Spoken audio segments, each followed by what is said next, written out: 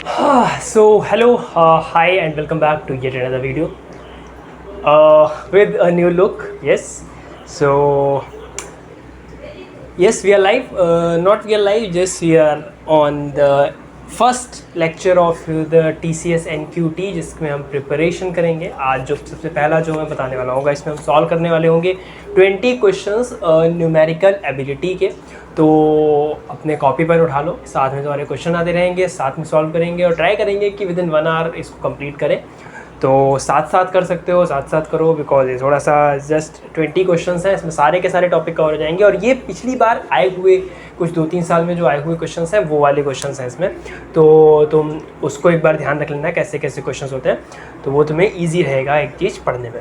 ठीक है, तो सबसे पहले अगर मैं बात करूं कि TCS NQT में न्यूमेरिकल एबिलिटी का क्या क्या सिलेबस क्या है, तो अगर उसके बारे में अगर हम बात करने वाले होंगे तो सबसे पहला जो तुम्हारे पास जो चीज़ें आती हैं दैट इज़ स्टैटिस्टिक्स, स्टैट्स तुम्हारे पास होगा।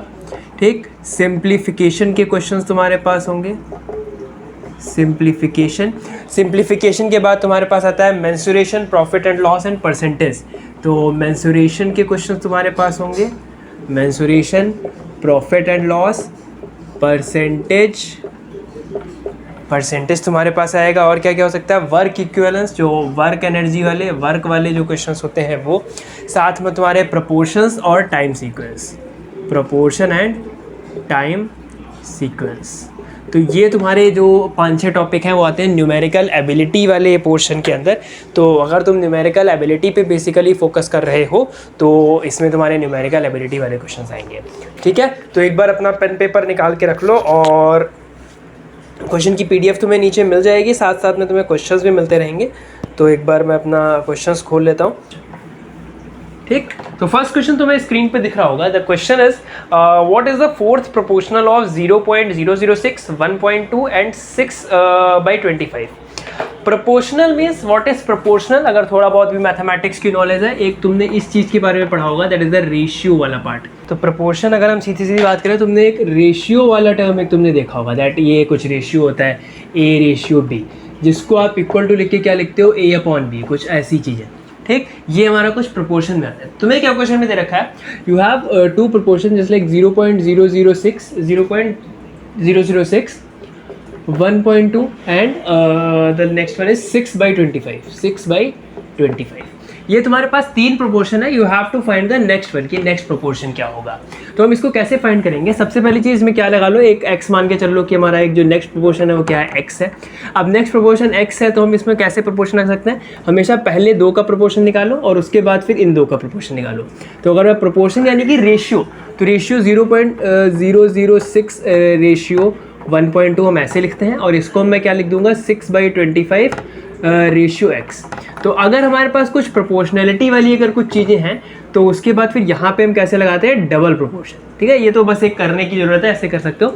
देन इसके बाद क्या करो, ये जो सबसे पहले है प्रोपोर्शन का मतलब हमारे पास क्या होता है, डिविडेशन। तो क्या होता है, 0.006 divide by 1.2 is equal to 6/25 into x, sorry 6/25 divide by x. ठीक है, कुछ ऐसा आ गया। अब क्या करना है, इसको पता है मैं कैसे सॉल्व करते हैं, क्रॉस मल्टीप्लाई करो, क्रॉस मल्टीप्लाई करके हमारे पास क्या आएगा, 0.006 इंटू एक्स, यहाँ पे क्या आएगा इंटू एक्स इंटू 25 कुछ ऐसे आएगा, और 6 इंटू 1.2 डिवाइड बाई एक्स आएगा, कुछ ऐसा।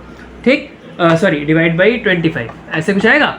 तो यहाँ से ये कट जाएगा, ये कट जाएगा, और इधर से ये 25 हमारा इसको काट देगा, एक 3 जीरो आएंगे, तो ये कट देगा, इधर से एक 0 से ये 0 कट जाएगा, और तुम्हारे पास जो x की वैल्यू जो आएगी वो तुम्हारे पास आनी चाहिए 48।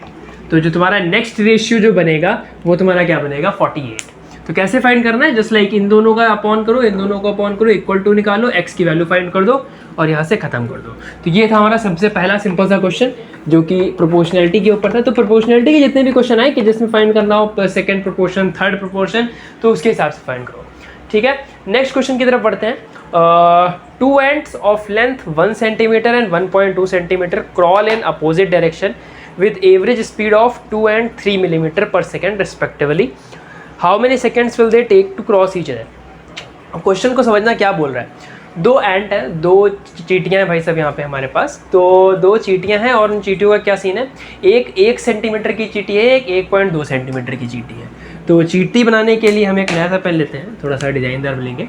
तो एक सपोज करो ये कोई चींटी है, एक ये चींटी है और एक ये कोई ये चींटी है, ठीक। इसकी लेंथ कितनी है 1 सेंटीमीटर, इसकी लेंथ कितनी है दूसरे की 1.2 सेंटीमीटर, 1.2 सेंटीमीटर। समझ रहे हो कितना मज़ेदार चीज़ है। 1 सेंटीमीटर 1.2 सेंटीमीटर बिल्कुल बराबर बना रखा है। अब 1 सेंटीमीटर 1.2 सेंटीमीटर, अगली चीज़ क्या बोलोगे, ये क्रॉल कर रही है, मतलब जैसे चींटियाँ चलती हैं उस तरीके से चल रही हैं तुम्हारे पास। और क्या किया गया, इनकी डायरेक्शन अपोजिट है, they are in the opposite direction. तो अपोजिट डायरेक्शन कैसी कैसी होती है, एक तो तुम्हारे पास अपोजिट डायरेक्शन ये हो सकती है ऐसे ऐसे, एक तुम्हारे पास अपोजिट डायरेक्शन ये भी होती है। क्या ये अपोजिट डायरेक्शन है, नहीं ये तो नहीं अपोजिट डायरेक्शन है, क्योंकि वो दोनों एक ही डायरेक्शन में जा रहे हैं। तो एक तो अपोजिट डायरेक्शन ये है, एक अपोजिट डायरेक्शन ये है। अब इस केस में हम कौन सी अपोजिट डायरेक्शन लेंगे, बात देखने वाली वो होगी। तो अगर मैं देखूं तो इसमें क्या लिखा है, how many second they will take to cross each other. तो क्रॉस मतलब कि एक इधर से जा रहा है, एक इधर से जा रहा है और दोनों को आपस में क्रॉस करना है। मतलब तुम जा रहे हो, सामने से प्रियंका चोपड़ा जा रही है और प्रियंका चोपड़ा ने दोनों को क्रॉस कर गए, दोनों क्रॉस कर गए। उसने तुम्हें नहीं देखा, तुमने उसको नहीं देखा, बात बराबर नहीं, तुमने तो उसे देखा होगा, ठीक है। तो जो लड़कियां हैं वो कुछ और मान के चलना है। तो 1 सेंटीमीटर 1.2 सेंटीमीटर ये बोल लो, और उनको क्रॉस करना है। तो यहाँ पे अपोजिट डायरेक्शन हम किस तरीके की लेंगे, इधर से इधर की डायरेक्शन लेंगे, ठीक है। ये डायरेक्शन मुझे ले लिया। Now what we have to find that how many seconds will they take to cross each other. और इनकी स्पीड क्या बोली जा रही है, इसकी स्पीड है 2 मिलीमीटर पर सेकेंड, बहुत तेज चल रही है। और इसके अगले वाले की स्पीड हमारे पास क्या है, 3 मिलीमीटर पर सेकेंड, ठीक है। 2 मिलीमीटर पर सेकेंड और 3 मिलीमीटर पर सेकेंड, हमारे पास दो स्पीड दे रखी है। पहली वाली 2 मिलीमीटर पर सेकेंड से आती है, दूसरी वाली 3 मिलीमीटर पर सेकेंड से आती है। यू हैव टू फाइंड कि कितने मिनट में ये क्या करेंगे, ये दोनों आपस में क्रॉस कर जाएंगे। अब क्रॉस करने के लिए, अब ऐसे क्वेश्चन यहाँ पे ट्रेन के भी हो सकते हैं। यहाँ पे it's not about and, train होंगे तो ट्रेन की डिस्टेंस कुछ, ट्रेन की जो लेंथ दी होगी वो कुछ और दी गई होगी। ट्रेन के अलावा तुम्हारे ट्रेन की स्पीड अलग दे सकती है, 2 आदमी दे सकते हैं, 2 कारें दे सकते हैं, 2 बोट दे सकते हैं, किस हिसाब से चलेंगी। तो इसको फाइंड करने के लिए हम क्या निकालते हैं, तुमने फिजिक्स अगर तुम्हें थोड़ा बहुत याद होगा तो हम उसमें कुछ रिलेटिव टर्म निकालते थे कि एक के रिस्पेक्ट में दूसरा कैसे चल रहा है। तो रिलेटिव स्पीड, रिलेटिव डायरेक्शन, हमें ये फाइंड करना पड़ेगा। तो अगर हम यहाँ पे फाइंड करें, और सबसे पहले बात अगर हमें टाइम चाहिए तो speed is equal to distance upon time.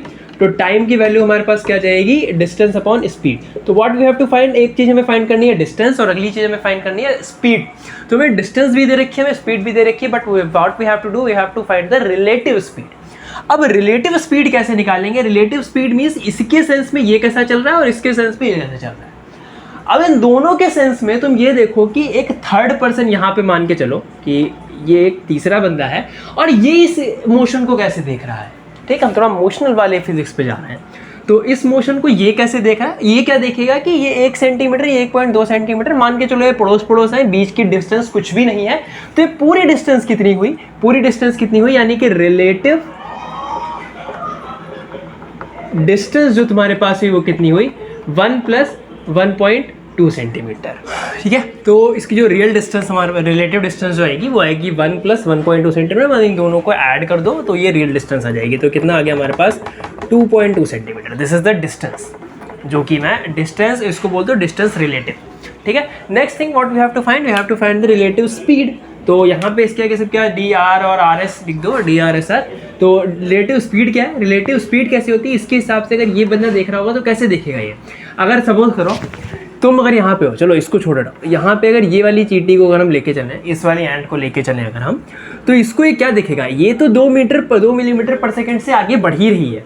इसको ये क्या दिखेगा, इसको दिखेगा कि ये 3 मिलीमीटर पर सेकंड से आगे बढ़ रही। तो एक चीज़ जो 2 मिलीमीटर पर सेकंड से इधर जा रही है और सामने वाली चीज़ 3 से आ रही है, तो उसके हिसाब से वो कितनी तेज से आएगी, एक तो उसकी स्पीड प्लस उसकी स्पीड, करेक्ट है ना। तो यही चीज़ होता है कि अगर आपके एक ही डायरेक्शन, मतलब अपोजिट डायरेक्शन में दोनों आपस में आ रहे हैं तो उनकी रिलेटिव स्पीड को हमेशा ऐड कर दीजिए आप। तो अगर आप ऐड करेंगे तो फिर रिलेटिव स्पीड हमारे पास जो आएगी वो क्या आएगी, रिलेटिव स्पीड आएगी हमारे पास 2 + 3 यानी कि 5 मिलीमीटर पर सेकेंड, ठीक। 5 मिलीमीटर पर सेकेंड हमारे पास आएगी और हम इसको भी पूरा मिलीमीटर में चेंज कर लेते हैं। तो फिर इसको आप देख लो, 1 सेंटीमीटर में 10 मिलीमीटर होते हैं, तो फिर यानी कि 22 मिलीमीटर ये आ गया हमारे पास, ठीक। तो हमारे पास यहाँ पे डिस्टेंस मिल गया स्पीड मिल गया तो यहाँ से टाइम निकाल लो, डिस्टेंस अपॉन स्पीड। तो डिस्टेंस हमारे पास कितना है 22, 4, 5, तो ये कितना आएगा 4.4 सेकेंड में जा करके ये तुम्हारा करेगा। 4.4 को टिक करो और आगे बढ़ो। तो क्या बेसिकली करना है, इतना सब कुछ करने की जरूरत नहीं। ऐसी चीज़ों पे आए तो उन दोनों की स्पीड को ऐड करो, उन दोनों के डिस्टेंस जो इतनी उनकी लेंथ को ऐड करो और बस टाइम निकालो। ठीक, तो this is the basic thing अगर आप बात करो कि इस चीज़ में, यानी कि एक रिलेटिव डिस्टेंस वाले में। ठीक, तो रिलेटिव डिस्टेंस वाले में आपको कुछ भी हो सकता है। यहाँ तो चीटी का एक एग्जाम्पल था, हमारे पास बहुत सारी चीज़ें आ सकती हैं, जैसे लाइक ट्रेन को आप बोल सकते हो, या फिर तुम बोलो कि एक दो कार आपस में आ रही हैं एक दूसरे के सामने, तो वो देख सकते हैं। तो ये चीज़ आ सकती है। तो अगला क्वेश्चन देखते हैं। The index number of 5 commodities are 121, 123, 125, 126, 128 and the weights assigned to these are respectively 5, 11, 10, 8, 6।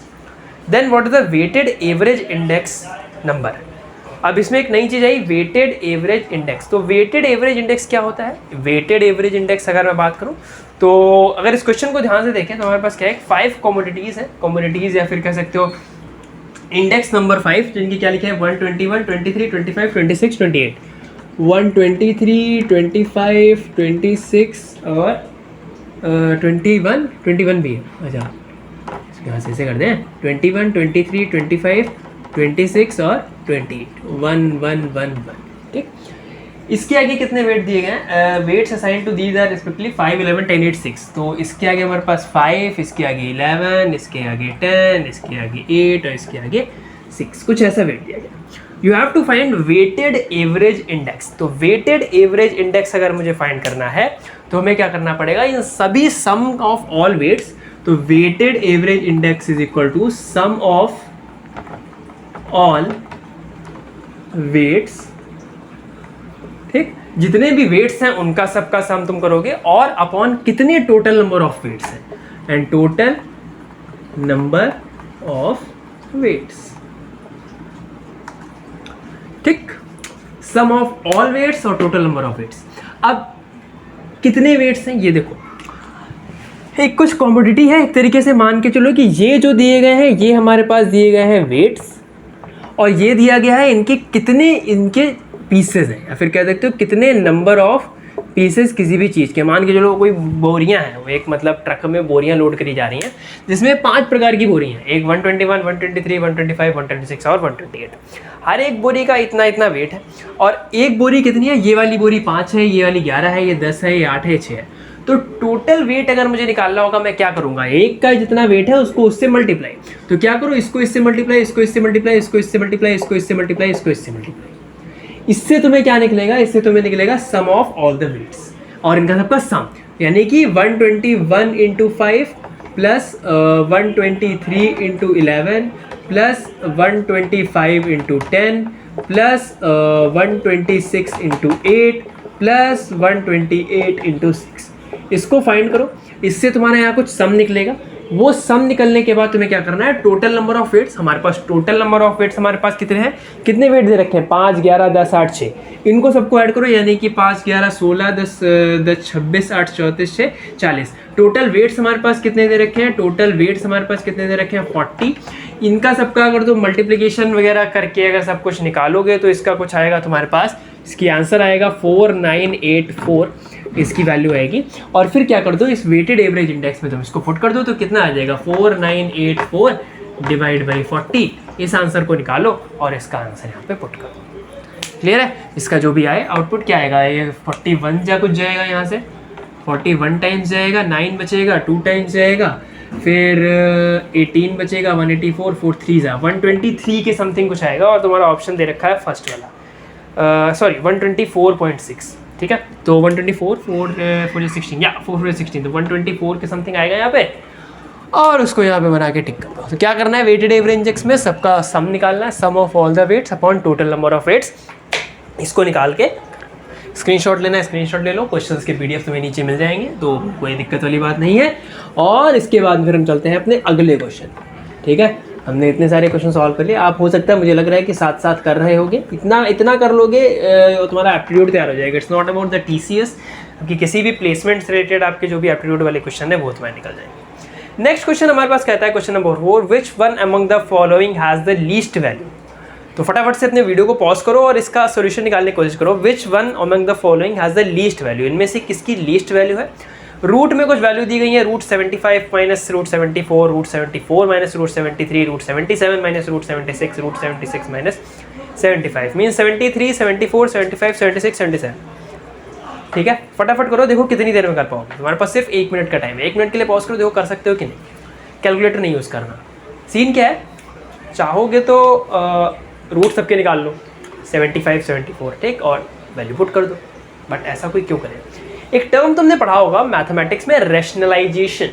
What is rationalisation. अगर कोई तुम्हारे पास कोई वैल्यू रूट में आ रही है, रूट ए प्लस रूट बी, या फिर रूट ए माइनस रूट बी, या फिर एक वैल्यू रूट में है दूसरी वैल्यू रूट में नहीं है, तो रूट को रेशनलाइज करते हैं। इस टर्म को क्या बोलते हैं, रेशनलाइज। अगर प्लस में है तो क्या करो, इसको मल्टीप्लाई कर दो किससे, रूट ए प्लस रूट बी, और इसको तुम मल्टीप्लाई किससे कर दो, उसी से, बट साइन चेंज कर दो, और नीचे भी क्या कर दो, रूट ए माइनस रूट बी। से कोई डिफरेंस पड़ा, हमने रूट ए माइनस बी से मल्टीप्लाई किया, डिवाइड किया, सेम वही चीज़ रही। आई थिंक कुछ को मैथ्स का थोड़ा बहुत दिक्कत पता होगी। ऊपर वाले इक्वेशन को सॉल्व करो और ये रैशनलाइज फॉर्म में हो जाएगा। ठीक, कुछ हम इसी तरीके से इसको करेंगे और ये बहुत ही ईजी हो जाएगा। एक बार इस तरीके से ट्राई करने की कोशिश करो, हर एक ऑप्शन को लो और हर एक, बिकॉज इसके अलावा तुम्हारे पास कोई ऑप्शन नहीं, इसमें हिट एंड ट्रायल नहीं लगा सकते, इसमें सभी ऑप्शन को तुम्हें टिक करना पड़ेगा। सबसे देखते हैं root 75 minus root 74, root 75 minus root 74। अगर मैं इसको सॉल्व करूँ तो कैसे निकलेगा, रूट 75 माइनस रूट 74, ठीक, root 75 plus root 74 upon root 75 plus root 74। अब देखो यहाँ पे बात एक मेरी सुनो, अगर तुम्हारे पास ये आएगा रूट ए प्लस बी और रूट ए माइनस रूट बी, ठीक, और इसी एक वैल्यू हमने पढ़ी है ना कि a प्लस बी और a माइनस बी को अगर आप मल्टीप्लाई करते हो तो क्या आता है, a square minus B square. तो इसकी वैल्यू क्या आ जाएगी ऊपर, a माइनस बी। तो ऊपर की वैल्यू हमारे पास कितनी हो गई, a माइनस बी बेसिकली। तो इसीलिए हम इसको रैशनलाइज करते हैं ताकि हमारे पास ऊपर का टर्म रैशनलाइज हो जाए। तो ऊपर का टर्म क्या है, सिंपल लिख दो यहाँ पे, क्या लिखेंगे हम, 75 माइनस 74 1, और इसका साइन चेंज करके नीचे लिख दो रूट 75 प्लस रूट 74। समझ गया, ये हमारे पास आई सबसे पहले इक्वेशन। दूसरा क्या है, 74 माइनस 73, ठीक है, 74 में से 73 गया तो कितना बचा 1, और नीचे क्या लिख दो, रूट 74 प्लस रूट 73। ठीक, कुछ सॉल्व करने की जरूरत नहीं। नेक्स्ट थिंग 1 अपॉन, अगला भी 1 ही है, 77 में से 76 गया तो रूट 77 प्लस रूट 76। अगला क्या है 76 75, तो 1 अपॉन रूट 76 प्लस रूट 75। ठीक, अब तुम्हारे पास ये 4 वैल्यूज हैं, इसमें से तुम बताओ कौन सी वैल्यू सबसे छोटी होगी इसमें। अब कैसे निकालोगे, बिकॉज न्यूमरेटर तुम्हारे पास सबका सेम है, तो हमें क्या फाइंड करना है, डिनोमिनेटर ऐसा जो कि बड़ा हो। अगर डिनोमिनेटर बड़ा होगा तो वैल्यू छोटी होगी, बिकॉज अब बड़े से किसी छोटे को डिवाइड करोगे तो इट्स ऑब्वियसली बात की वो बड़ा होगा।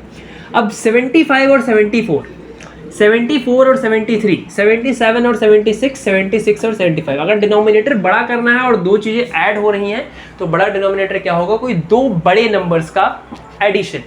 दो बड़े नंबर्स कौन से हैं, 75 74 नहीं, 74 73 नहीं, 77 और 76, ये दो सबसे बड़े नंबर हैं। तो ऑब्वियस सी बात है इनका रूट जो आएगा वो भी बड़ा होगा। तो दिस इज आवर टर्म जो कि इसमें सबसे छोटा होगा, बिकॉज इसका जो डिनोमिनेटर है वो सबसे बड़ा है। तो यानी कि ऑप्शन नंबर कौन सा हमारे पास करेक्ट है, that option number is C. तो इसमें तुम रूट निकालने चलते हैं, स्क्वायर रूट निकालने जाते हैं, बहुत टाइम लगता है। सिंपल सा बस एक लॉजिक लगाया गया है, इसको रैशनलाइज किया गया है, और रैशनलाइज करके यू कैन ईजिली फाइंड कि हाँ भाई ऐसे ऐसे आप इसको निकाल सकते हो। ठीक, फटाफट देखो हमने 4 क्वेश्चन कर लिया। अब तुमको एक्सप्लेन कराने में मुझे थोड़ा टाइम लग रहा है, अदरवाइज ये चीज़ें बहुत ही ईजी तरीके से चल जाती हैं।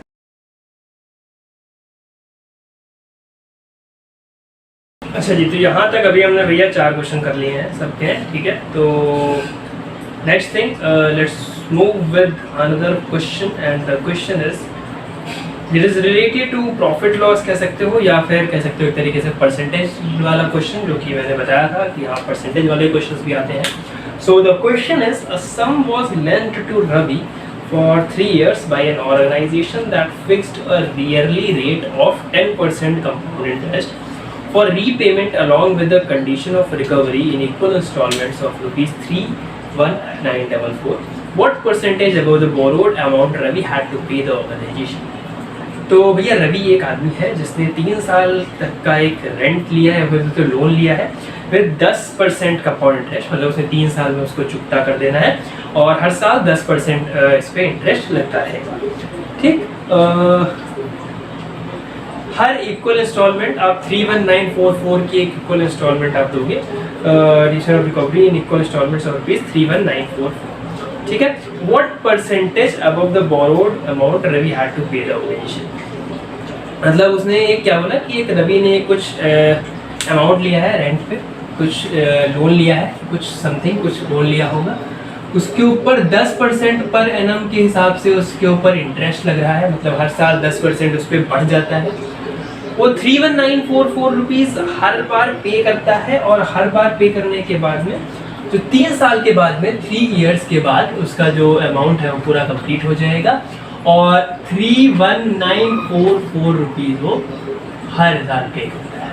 तुम्हें ये बताना है कि उसने एक्स्ट्रा जितना लोन लिया उसके हिसाब से उसने एक्स्ट्रा कुछ कितना रुपया पे किया। अब लोन लिया होगा 10% करके, देन 30% तुम्हें मिल गया, तो उस हिसाब से तुम करोगे कि कितना उसने एक्स्ट्रा पे किया। ठीक, तो एक तरीके से मान के चलते हैं उसने जो लोन लिया वो कितना लिया, x। ऐसे केसेस में कुछ थोड़ा बहुत कैलकुलेशन थोड़ी बहुत करनी पड़ती है। तो तुमने मान लिया कि x जो था उसने वो लोन लिया है। ठीक, जो लोगों को थोड़ा इजी वे पड़ा है वो इजी वे से बता सकते हैं, मुझे कमेंट में बता सकते हो अगर तुम्हें आता है तो अगर उसने x लोन लिया है तो आफ्टर 1 ईयर उसको कितना पे करना पड़ेगा। अगर मैं बोलूँ 10% का इंटरेस्ट लग रहा है, 10% को अगर मैं चेंज कर दूँ कितना आ जाएगा 10/100, यानी कि 0.1 टाइम्स वो ज़्यादा हर बार पे करेगा। ठीक, तो आफ्टर 1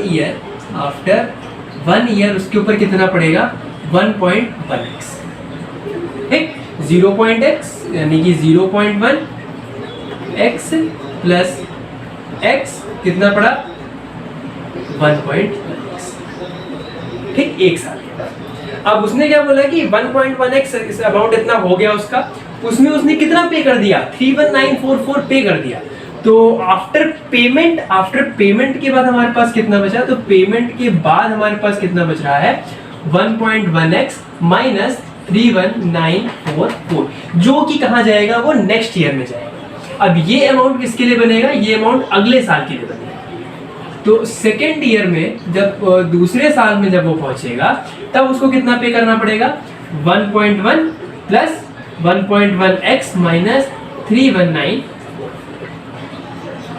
ये उसका जो होगा वो अमाउंट उसको इतना पे करना पड़ेगा। तो कैसे आएगा इसका, देखो it will go to 1.21x minus, और इसको अगर तुम कैलकुलेट कर लोगे तो कुछ वैल्यू आएगी 351, मैंने लिख रखा है 35138.4। ये कितना बचा, ये हमारा बचा सेकेंड ईयर का। अब ये इतना है, अब अगर जब वो पे कर देगा तो कितना होगा उसके पास, तो 1.21x माइनस 35138.4 माइनस 31944। ठीक, ये कितना अमाउंट पे करेगा वो नेक्स्ट ईयर में, इतना पे करने के बाद इतना उसका बचा, 31944 पे किया, इतना उसका बचा।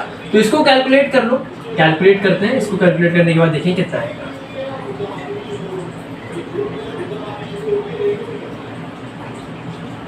तो इसको कैलकुलेट करने के बाद हमारे पास जो वैल्यू आ रही है वो वैल्यू आ रही है 1.21x माइनस 67082.4। इतना अमाउंट अब इसका हो चुका है जो कि इसको पे करना है कब, थर्ड ईयर में। और ऐसा कहा गया है कि तीसरे साल में वो जितना अमाउंट पे करेगा वो पूरा कंप्लीट होगा। तो तीसरे साल में वो कितना अमाउंट पे करेगा 31944, करेक्ट, इतना ही वो अमाउंट पे करेगा। बट थर्ड ईयर तक जाते जाते उसका जो टोटल अमाउंट होगा वो कितना बच जाएगा, 1.1 इंटरेस्ट फिर से लगेगा, नेक्स्ट टाइम फिर से लगेगा। तो अब कितना बचा उसका 1.1 से इसको मल्टीप्लाई कर दो इधर ही, 1.1 और 1.21x माइनस 67082.4। थोड़ी सी बड़ी कैलकुलेशन हो जाएगी, तो इसको सॉल्व करेंगे हम जब, तो इसको सॉल्व करने के बाद जो हमारी जो वैल्यू आएगी वो आएगी 1.331x माइनस हमारे पास जो आएगी 73790.64, 73790.64। ये अमाउंट किसके बराबर होगा, ये वाला अमाउंट बराबर होगा 31944 के, बिकॉज कहा गया है क्वेश्चन में क्वेश्चन में ये कहा गया है कि जो हर बार 31944 पे करेगा तो तीसरे साल में जितना भी अमाउंट होगा वो 31944 के बराबर ही होगा। तो यहाँ से मुझे क्या वैल्यू मिलेगी, यहाँ से मुझे वैल्यू मिलेगी x की, और इसको जब तुम इसके इक्वल रख दोगे 31944 को इसके इक्वल रख दोगे तो यहाँ से जो तुम्हारी x की वैल्यू है तो तुम फाइंड कर लो, और वो x की वैल्यू फाइंड वगैरह करने के बाद तुम्हारी आएगी 79440 रुपीज। तो इसने इतने रुपए का इसने क्या लिया था, लोन लिया था, ठीक, इतने रुपए का उसने लोन लिया था। अब उसने पेमेंट कितना किया, कितने पैसे उसने पे किए, अब ये कैसे फाइंड करेंगे, हर साल उसने कितना पे किया 31944, इसको मल्टीप्लाई कर दो 3 से, तो 31944 को अगर हम 3 से मल्टीप्लाई करने की कोशिश करें तो देखो कितना आएगा, 31944 मल्टीप्लाई बाई 3, 3 4 12 का 2 1, 3 4 12 13 का 3 1, 3 9 27 28 का 8 2, 2 3 1 3 2 5 5, 3 3 9, 95832 रुपीज इसने टोटल इसमें पे किया। 79440 अमाउंट था, लोन इंटरेस्ट लगने के बाद कितना पे किया उसने 95832, रिमेनिंग अमाउंट ने एक्स्ट्रा कितना पे किया, हमें उसका परसेंटेज निकालना है। परसेंटेज कैसे निकालते हैं हम, तो जितना ये है इसमें से माइनस कर दो कितना उसने किया 79440, ठीक, और किससे डिवाइड करना है हमें, किससे डिवाइड करोगे इसको 79440 से, जो एक्चुअल अमाउंट है 79440 से, और इनटू 100 जो वैल्यू आ जाए उसको निकाल लो और उसका परसेंटेज। ऐसे क्वेश्चंस आते हैं न्यूमेरिकल एबिलिटी वाले जो problems, this is not aptitude, they numerical ability वाले जितने भी क्वेश्चन होते हैं उनमें थोड़ी सी लंबी कैलकुलेशन करनी पड़ जाती है। इसके शॉर्टकट्स होते हैं वो मैं तुम्हें अगले बताऊंगा, आज मैं थोड़ा सा न्यूमेरिकल एबिलिटी वाले क्वेश्चन सॉल्व करने की कोशिश करूंगा, शॉर्टकट आ जाएगा तो वो थोड़ा सा इजी रहेगा। यहाँ से क्या करना है तुम्हें, हर बार तुम्हें क्वेश्चन समझने की जरूरत है बस, और ज्यादा कुछ नहीं है। वैसे अगर आप क्वेश्चन समझ लेंगे तो फिर आपको बहुत ही इजी रहेगा, ठीक। क्वेश्चन को इतनी देर आपके पास एक क्वेश्चन करने का टाइम होता है 1.5 मिनट से भी कम। अब 1.5 मिनट में तुम्हें इतनी लंबी कैलकुलेशन नहीं करनी पड़ेगी, इसलिए बहुत कम रेयर चांसेस होते हैं कि ऐसे क्वेश्चन तुम्हारे उसमें दिख जाए, आपके उसमें एप्टीट्यूड वाले क्वेश्चन ऐसे आते नहीं है। अगर, और सबसे पहली स्ट्रेटजी मैं तुम्हें बता दूंगा किस तरीके से एप्टीट्यूड वाले क्वेश्चन तुम सॉल्व कर सकते हो, बिकॉज ये स्ट्रेटजी बहुत ही ज़्यादा ज़रूरी होती है, ठीक। तो ये चीज़ है, इससे कर सकते हो आगे, ठीक, क्लियर है। तो ऐसे परसेंटेज वाले क्वेश्चन, प्रॉफिट लॉस वाले क्वेश्चन, ये थोड़े से आते हैं ज़्यादा न्यूमेरिकल एबिलिटी में, क्योंकि न्यूमेरिकल एबिलिटी थोड़ा सा ज़्यादा मार्क्स कंसीड करते हैं। मैंने लास्ट वीडियो बताया था, जिसमें मैंने बताया था कि हर एक में कितना कितना मार्क्स लगते हैं और कितना उसका वेटेज कितना है, ठीक। तो न्यूमेरिकल एबिलिटी में थोड़ी ज़्यादा दिक्कत होती है। अब हम चलते हैं अपने क्वेश्चन दूसरे की तरफ में, जो कि हमारा थोड़ा सा एक अच्छा सा क्वेश्चन है। तो ये क्वेश्चन है that what is the real value, क्योंकि तुम लोग बहुत जल्दी गलत करोगे, 0.000314 0.000314 plus, I think plus it's 0.000198 और इसका पूरे का 1/3 यानी कि क्यूब रूट फाइंड करो। मैं इसके लिए तुम्हें देता हूँ hardly 60 seconds to solve this question, फटाक से करो और मुझे इसका आंसर बताओ। ऑल द वीडियो, ठीक है, कर लिया। आई होप तुमने आंसर लिख लिया होगा, और अगर कर लिया तो कमेंट में जरूर बताना कि भैया मैंने आंसर लिख लिया। कैसे करोगे, ऐड कर दो, सिंपल सा, कोई ट्रिक नहीं है इसमें। 4 8 4 12 का 2, 1 लगा, 9 2 11 का 1 गया, 3 और 2 5, हाँ कहाँ चला गया, हाँ 3 और 2 5, ठीक, 0.000512।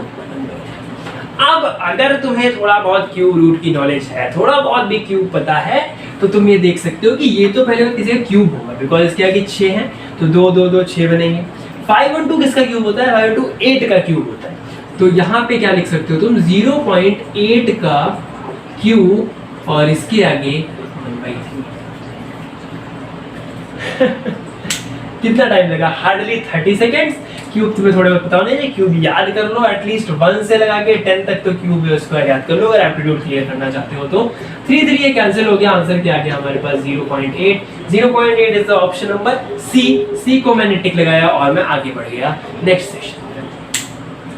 क्लियर है, सिंपल सा क्वेश्चन और बहुत ही आसानी से आपने इसको कर लिया कि नहीं कर लिया। तो ऐसे क्वेश्चंस बहुत ऐसे क्वेश्चन तुम्हें ऑनलाइन टेस्ट में बहुत सारे मिलते हैं, और हम इसी में थोड़ा सा देर कर जाते हैं, कहते हैं क्या है क्या नहीं है। ठीक है, तो इस चीज़ पे थोड़ा ध्यान दो, फोकस करो बस, फोकस जितना ज़्यादा कर पाओगे उतना ही ज़्यादा तुम्हारे लिए अच्छा रहेगा और उतना ही ज़्यादा करोगे। बिना किसी देरी के नेक्स्ट क्वेश्चन पे चलते हैं। The next question is a man who has to walk 11 kilometre finds that in 30 minutes he has travelled 2/9 of the remaining distance, what is his speed in kilometre per hour. एक आदमी है जिसे 11 kilometre भागना है, चलना है, I think कुछ marathon कर रहा होगा, तो ठीक रोड ऊपर खबर है, ए से बी टोटल डिस्टेंस कितनी 11 किलोमीटर, यहाँ से लगा के मैं लग रहा है मैं जेई की क्लास ले रहा हूँ। तो ए से बी की डिस्टेंस कितनी है उसके पास 11 किलोमीटर, उसको 11 किलोमीटर जाना है और उसने बोला कि 30 किलोमीटर में वो 2/9 ऑफ रिमेनिंग डिस्टेंस आ गया है। रिमेनिंग डिस्टेंस जितनी है उसका उसने 2/9 कवर कर लिया है। मींस उसकी रिमेनिंग डिस्टेंस हमारे पास क्या है, रिमेनिंग डिस्टेंस मतलब वो कुछ दूर चल चुका होगा, वो भाई साहब वो हमारे जनाब कुछ दूर चल चुके होंगे। सपोज करो वो यहाँ तक चल गया, अब उसकी रिमेनिंग डिस्टेंस कितनी है x, तो x का वो 2/9 चल गया है, मतलब ये जो डिस्टेंस है ये है 2/9 ऑफ x। समझ रहे हो, घुमाओ क्वेश्चन है, ये नहीं बोला कि वो डिस्टेंस रिमेनिंग यानी यहाँ तक चल गया। सपोज करो ये इतना मान के चलो 2 किलोमीटर चल गया ये, तो 2 किलोमीटर बचा कितना, 8 किलोमीटर बचा, सॉरी 9 किलोमीटर बचा यहाँ पे। तो ये क्या कह रहा है, ये जो इतनी जो डिस्टेंस उसने जो कवर कर ली, वो जितनी बची हुई डिस्टेंस है उसका 2/9 किलोमीटर है। समझ सकते हो यहाँ पे 2/9 kilometre of the remaining distance. तो तुम्हें क्या लेना है, तुम्हें रिमेनिंग डिस्टेंस लेनी है x, उसका 2/9 निकालना है। तो अगर मैं यहाँ पे लिख दूँ तो कैसे लिख दूंगा 2/9 ऑफ x, या फिर इसको थोड़ा अच्छे से लिख देते हैं ताकि तुम्हें क्लियरली समझ में आ जाए। तो 2/9 ऑफ x किलोमीटर वो चल चुका है। ठीक, टोटल डिस्टेंस क्या है हमारे पास 11 किलोमीटर। अब ये टोटल डिस्टेंस 11 किलोमीटर है, ये x है, ये 2/9x है, तो क्या मैं ये कह सकता हूं कि 2/9x plus x is equal to 11 kilometer. Am I right और not? Yes you are right भैया। एक इक्वेशन एक variable we can easily find, LCM ले लो 2x प्लस 9x यानी कि 11x is equal to 11 into 9, 11 शहीद हो गए, x बचा कितना 9 किलोमीटर। तो जनाब का कहना है कि उनके पास भी 9 किलोमीटर की डिस्टेंस बची है, जैसा कि हमने यहाँ पे परसेप्शन, यस मतलब इसको बोलते हैं तुक्का लगाना। आपने यहाँ पे 9 किलोमीटर, मैंने खुद ही बताया कि नहीं, मैं सीरियसली बता दूं मैंने इससे पहले क्वेश्चन नहीं किया है, मैं फर्स्ट टाइम देखा। तो 9 किलोमीटर मैंने बोला और ये 2 किलोमीटर, तो 9 और 2 और ये 2/9। वाह वाह, आहा क्या मजा आ गया। और मैं सच बताऊं मैंने कुछ भी इसके लिए कुछ भी मैंने प्रिपेयर नहीं कर रखा है, पहले से क्वेश्चन देख रहा हूँ तुम्हारे सामने सोल्यूशन है।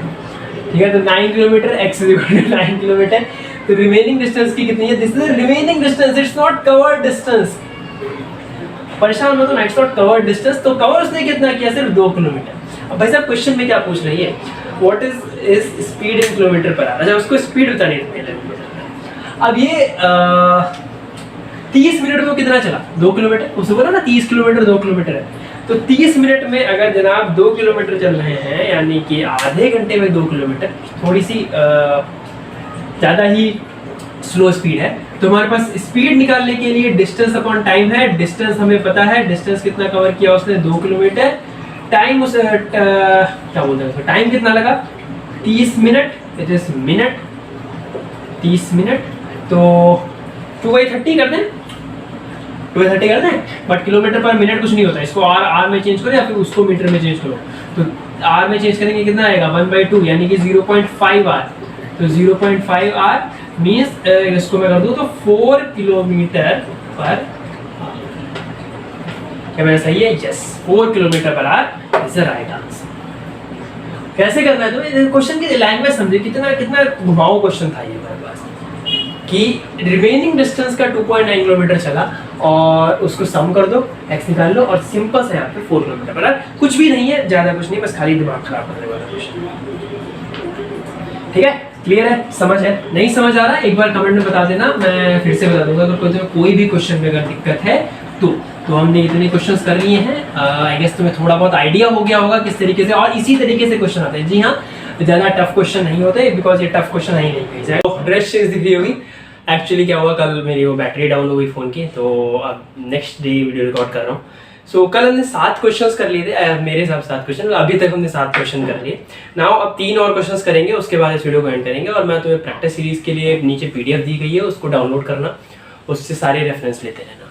तो अगला क्वेश्चन फटाफट करते हैं, 8th नंबर क्वेश्चन। और 8th नंबर क्वेश्चन हमारे पास क्या है, with what value should the highest quantity in data, 65 कुछ डेटा दे रखा है, सो replace so that the mean and medium become equal.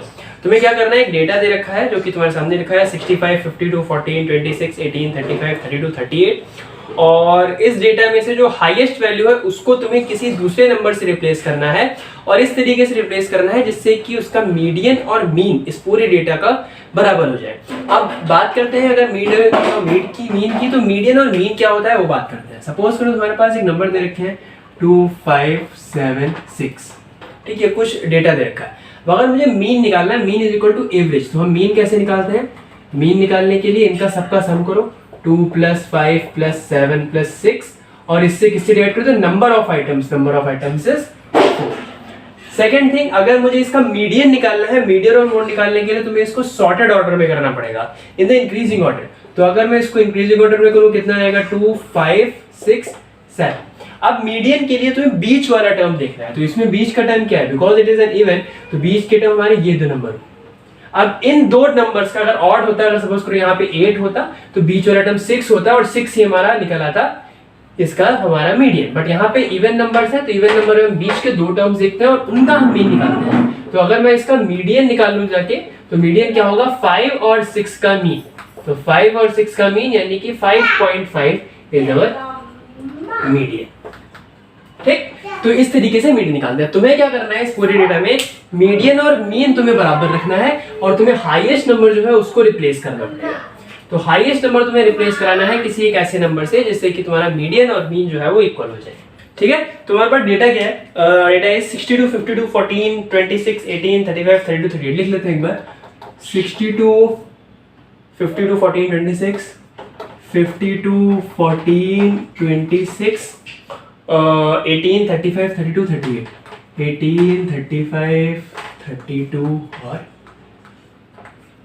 38। ठीक है, तो अब मुझे मीडियन और मीन इक्वल करना है, तो मीडियन निकालने के लिए इसको सॉर्टेड ऑर्डर में लिख लेते हैं। तो इसको सबसे पहली बात यहाँ से जाओ और इसको सॉर्टेड में लिखो। तो सॉर्टेड में सबसे छोटा नंबर फाइंड करो, 14 आ गया। 14 के बाद फिर 18 लिख लिया। 18 के बाद हमारा कौन सा आएगा, 26 लिख लिया। 26 के बाद फिर वी हैव 32, तो 32 लिख लिया। 32 के बाद वी हैव 35 लिख लिया। 35 के बाद वी हैव 38 लिख लिया। 38 के बाद वी हैव 52 लिख लिया, और फिर उसके बाद हमारे पास 65। तो सीन क्या है, ये वाला नंबर जो है फोकस करना है, इसको मैं रिप्लेस करना है किसी दूसरे नंबर से, सच दैट मीडियन और मीन इक्वल हो जाए। अब अगर मैं बात करूं मीन का, तो मीन क्या होता है, इनका सबका सम अपॉन नंबर ऑफ टर्म्स। तो मीन में सारे के सारे एलिमेंट हो जाएंगे हमारे पास, तो मीन तो नहीं निकाल सकते अभी। हमें क्या फाइंड करना पड़ेगा, मीडियन में हमें सिर्फ फोकस करना है बीच के टर्म पे। तो बीच के टर्म हमारे पास 32 और 35 है, तो ये तो कभी नहीं चेंज होगी, बिकॉज हम चेंज क्या कर रहे हैं, लास्ट वाला टर्म। तो यहाँ से मीडियन निकाल लो। तो मीडियन में जो मेरा आएगा वो कितना आएगा, 32 + 35 डिवाइड बाई 2, तो यानी कि 67 डिवाइड बाई 2, 67 डिवाइड बाई 2, तो यानी कि आ जाएगा 33.5। तो ये मेरा मीडियन है। अब अगर ये मीडियन है, मीडियन तो अब चेंज नहीं होगा, तो हमें मीन भी क्या करना पड़ेगा, 33.5 के इक्वल। तो मीन 33.5 के इक्वल है, और हमें क्या यहाँ बताया गया, लास्ट वाले नंबर को तुम्हें हटाना है, तो लास्ट वाले नंबर को हम हटा देते हैं। अब लास्ट की जगह पे यहाँ पे क्या मान के चल लो, दैट वी हैव x। तो लास्ट वाला नंबर हमारे पास क्या है, x है। अब इस तरीके से अब तुम्हारे पास एक पूरा है टर्म, तुम्हें median is equal to mean है, तो यानी कि तुम्हें मीन भी पता है। मीन क्या होता है, mean is equal to 33.5। Mean का you know what is the formula for the mean, that is sum of all the elements upon total number of elements. वो लगाओ, यानी इनका सबका सम करके अपॉन 8 करके इज इक्वल टू 33.5 करो, आंसर निकालो और फटाक से अगले पे टिक कर दो।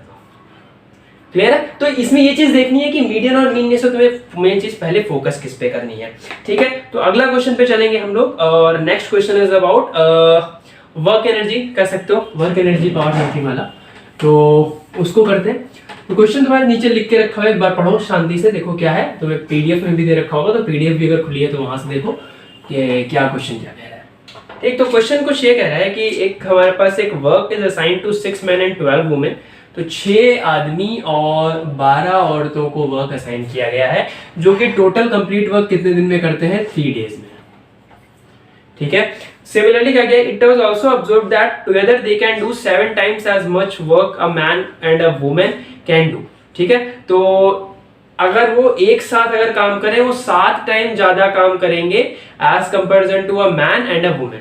ठीक ठीक है। तो कहने का मतलब क्या है कि 6 आदमी और 12 औरतें अगर साथ में काम करेंगे तो 7 गुना ज्यादा काम करते हैं एक आदमी और एक औरत के काम करने से। तो अगर मैं इनका वर्क डन निकालूं तो सबसे पहले मैं एक का वर्क निकालता हूं। तो सपोज करो एक आदमी के वर्क डन कितना है m, और एक औरत का वर्क डन कितना है w। ठीक है, m और w ये कर सकते हैं। तो इक्वेशन क्या दी गई पहली कि एक 6 men और 12 women together can do a work 7 times more than 1 man and 1 woman। तो 7 times more than 1 man plus 1 woman। This is our equation number 1।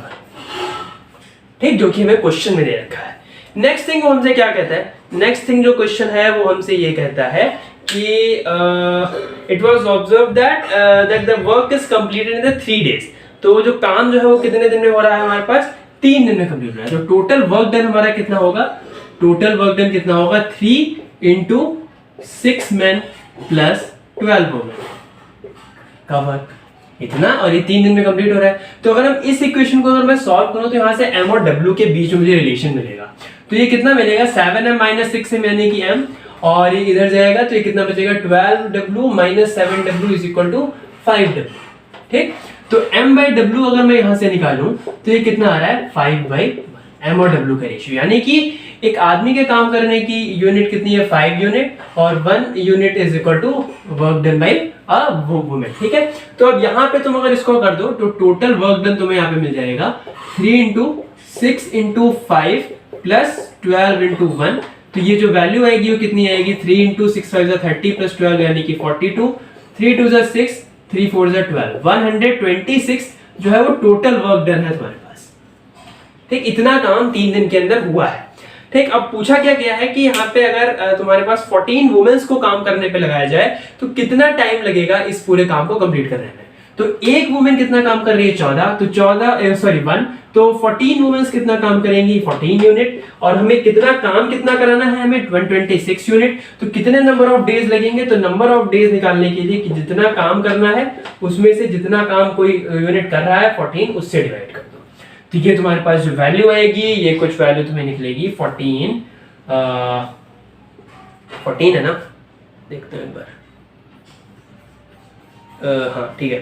ठीक, तो 14 9 126 होता है। तो 9 डेज लगेंगे सिर्फ 14 और वुमेन्स को काम करने में, जो कि 120 है। ठीक, क्लियर है ना। तो वर्क डन वाले क्वेश्चन ऐसे करते हैं, इसमें देखा करो कि टोटल वर्क डन का कितना रोल है और कितना ज्यादा इसमें सीन कर सकते हो, ऐसी चीजें।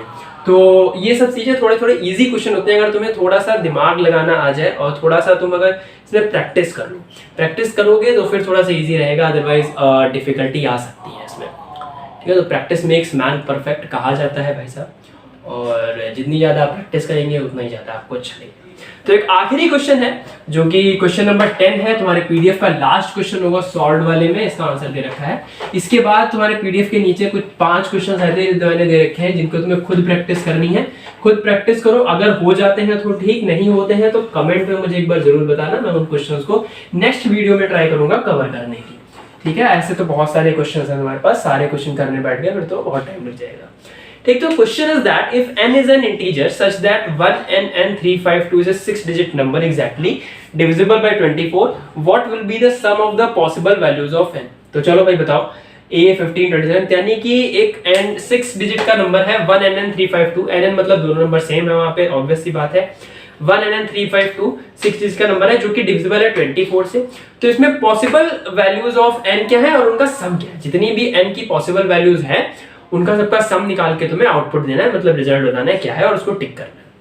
तो एक 6 डिजिट का नंबर है 1nn352। ठीक, ये एक नंबर है। ये किससे डिविजिबल हो रहा है हमारा 24 से। तो सबसे पहली चीज या तो तुम यहाँ पे n की वैल्यूज लगाते देखो, या 1 2 3 4 5 6 7 8 9 10 11 12 13 14 इतनी नहीं रख सकते ना, 6 डिजिट का नंबर है, तो ये वैल्यूज कहां से कहां तक लाई करेंगी 0 से 9 तक, पहली चीज। ठीक, अब 0 से 9 तक वैल्यूज तुम्हारी लाई कर रही हैं, तो यानी कि तुम्हें 9 अब या तो करो पहले 0 डालो, फिर 1 डालो, फिर 2 डालो, उसको बार बार 24 से डिवाइड करो। एक तुम्हें डिविजिबिलिटी रूल पढ़े होंगे कुछ, 2 का पढ़ा होगा, 3 का पढ़ा होगा, 5 का पढ़ा होगा, 7 का पढ़ा होगा, 9 का पढ़ा होगा, 11 का पढ़ा होगा, 8 का पढ़ा होगा, सब डिविजिबिलिटी रूल हम पढ़ते हैं। 24 का डिविजिबिलिटी रूल नहीं पढ़ते। तो ऐसे फिर हम आप बोलोगे 28 का भी डिविजिबिलिटी रूल नहीं पढ़ते, 150 का डिविजिबिलिटी रूल नहीं पढ़ते, तो कुछ ऐसे डिविजिबिलिटी रूल नहीं पढ़ते, बट हम उनको रिफैक्टराइज करके हम इन डिविजिबिलिटी रूल्स में लेके आ सकते हैं। तो अगर 24 की बात करें, 24 किन दो नंबरों को मल्टीप्लाई करके बना है, 8 और 3 को। 8 1 8 3 24 होता है। तो तुम्हें 8 का डिविजिबिलिटी रूल पता है, अगर आखिरी के 3 डिजिट 8 से डिवाइड हो रहे हैं तो पूरा नंबर 3 से डिवाइड होगा।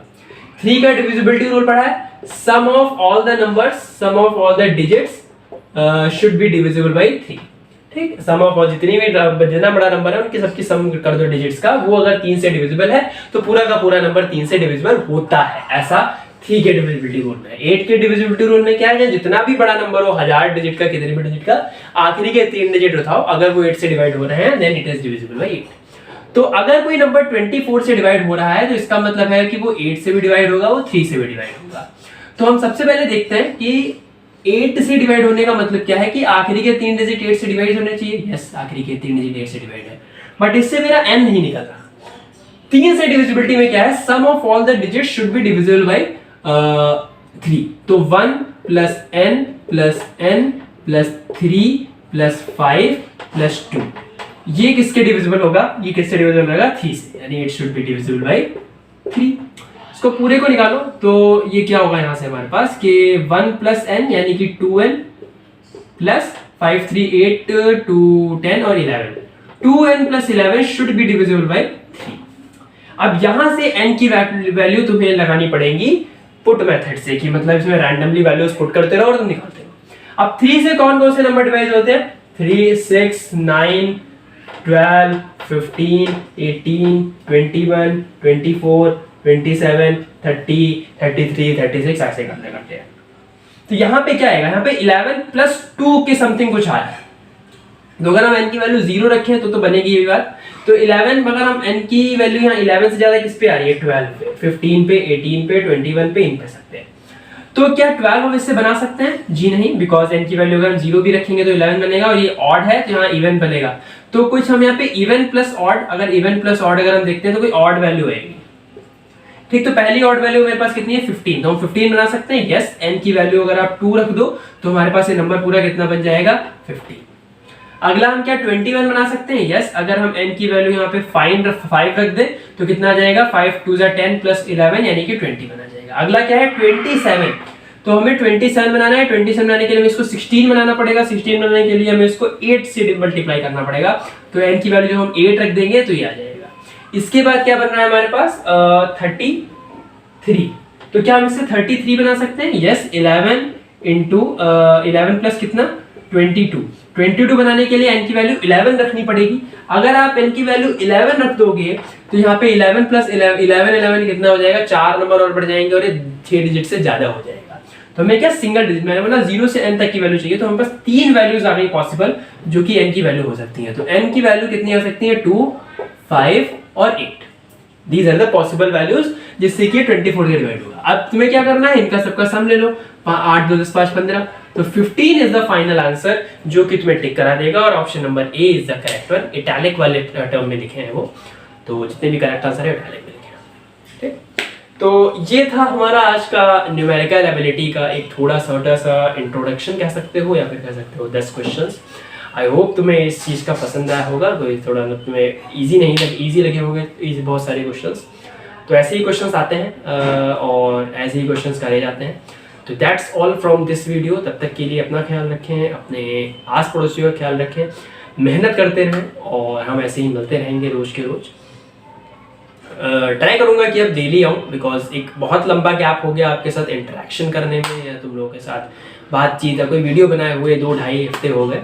तो अब एक पेस के साथ शुरू करेंगे। 15 अगस्त को एक नई सीरीज कह सकते हो कि नया सरप्राइज कह सकते हो उन लोगों के लिए जो कि प्लेसमेंट की तैयारी कर रहे हैं, जो कि अपने प्लेसमेंट की तैयारी के लिए 50, 60, 80, 1 लाख रुपए किसी ऑर्गेनाइजेशन को दे रहे हैं और वहां से कोर्सेज ले रहे हैं, तो उनके लिए, और जो कि स्कूल में भी हैं 10th और 12th वाले, उनके लिए बहुत से चैनल बने हैं आई नो, बट मैं अपनी तरफ से थोड़ा कंट्रीब्यूशन कर रहा हूँ। तो मैथमेटिक्स के लिए एक नया कुछ शुरू करेंगे हम, तो ये चीज़ चला, और it is all free of cost. And QT के कोर्सेज बहुत सारे ऑर्गेनाइजेशंस आपको फ्री में नहीं देते हो, कहते हैं कि आप पैक लो, आप मॉक टेस्ट करो, पैक लो, कोई ज़रूरत नहीं करने की, यहाँ से पढ़ो, इतना सिंपल सा इजी है। एप्टीट्यूड कवर कर लेंगे, मैं लास्ट ईयर के क्वेश्चंस करा दूंगा, अभी हम प्रोग्रामिंग पे जाएंगे, वो थोड़ा सा इजी होगा, और टिक्स ऐसे बताऊंगा, इजीली क्लियर हो जाएगा। ठीक है, तो that's all from this video. तब तक के लिए bye bye, take care and keep learning, bye bye.